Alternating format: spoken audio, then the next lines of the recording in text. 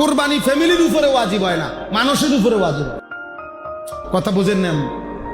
কুরবানি কি ফ্যামিলির উপরে কি হয় নাই? কুরবানি হলো সম্পদ আছে যার কাছে, তার উপরে ওয়াজিব হয়। এবারে সে কি বিবাহিত না অবিবাহিত এটা দেখার বিষয় না।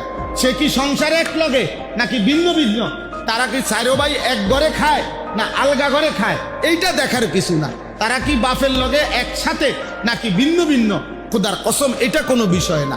ফোলাটা বিয়ে করছে না বিয়ে করে নাই এটাও কোনো বিষয় না। কোরবানি হলো সম্পদের হিসাব।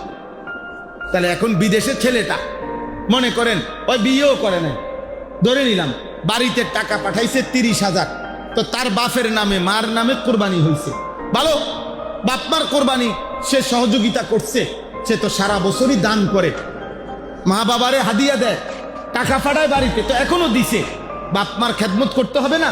তো করছে। কিন্তু প্রশ্ন হলো তার কাছে তো ব্যাংকে তার নিজস্ব ফান্ডে 1,90,000 টাকা তার আছে কিনা? তো থাকলে তার উপরে কোরবানি ওয়াজিব নেই, তো তার